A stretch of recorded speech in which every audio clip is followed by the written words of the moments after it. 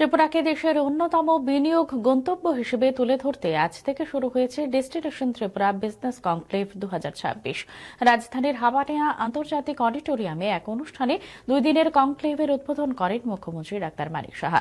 এর আগে তিনি কনক্লেভ উপলক্ষে আন্তর্জাতিক মেলা ময়দানে প্রদর্শিত বিভিন্ন স্টলও ঘুরে দেখেন। কনক্লেভে দেশ বিদেশের শিল্পপতি, উদ্যোগপতি ও বিনিয়োগকারীদের পাশাপাশি বিভিন্ন দেশের কূটনৈতিকরাও উপস্থিত রয়েছেন। এছাড়া উপস্থিত রয়েছেন শিল্প ও বাণিজ্য মন্ত্রী শান্তনা চাকমা সহ রাজ্যমন্ত্রী সভার সদস্যরা, মেয়র দীপক মজুমদার, বিভিন্ন স্তরের জনপ্রতিনিধি এবং পদস্থ আধিকারিকরা। এবারের কনক্লেভে রাজ্যে পর্যটন, কৃষিভিত্তিক শিল্প, বাঁশ, রাবার, চা, আগর এবং তথ্য প্রযুক্তি খাতে বিনিয়োগে বিশেষভাবে জোর দেওয়া হয়েছে। রাজ্যে বিনিয়োগে আগ্রহ বাড়াতে প্রদর্শিত হয়েছে একটি তথ্যচিত্র।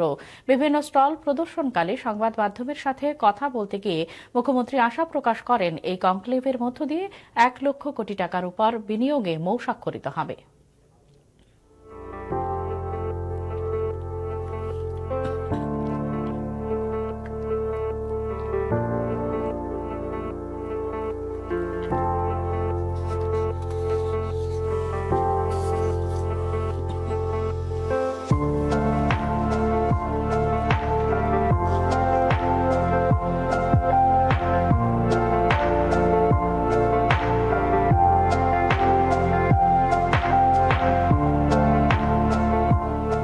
Target was 1 lakh crore, so I think it would be more now.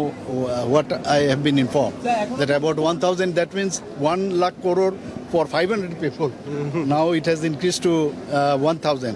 The Southeast Asia প্রবেশ দ্বারা আমরা বলছি এখান থেকে যদি আমাদের ইন্টারন্যাশনাল যে রেলওয়ে যেটা বাংলাদেশের সাথে যুক্ত হয়েছে এটাও যদি শুরু হয়, আর আমাদের মৈত্রী সেতুর থেকে যদি চিটাগাং পোর্টের সাথে যুক্ত হয়, তাহলে তো, আর তাছাড়া আমাদের ইন্টারন্যাশনাল এয়ারপোর্ট থেকেও আগামী দিনে যদি আমরা প্রথম যে ভেবেছিলাম যে চিটাগাং এয়ারপোর্টে আমরা পাঠাবো প্রথমে, তো সেইগুলো যদি স্টার্ট হয় আমাদের আরও বেটার হবে।